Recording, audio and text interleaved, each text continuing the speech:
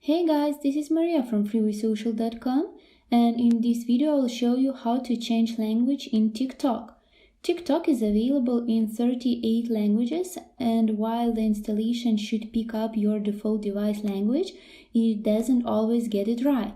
Fortunately, you have an opportunity to change it. Follow these steps and you will find out how to do it. Go to your Tik Tok profile tab and click on the three dots icon at the top right corner of your screen.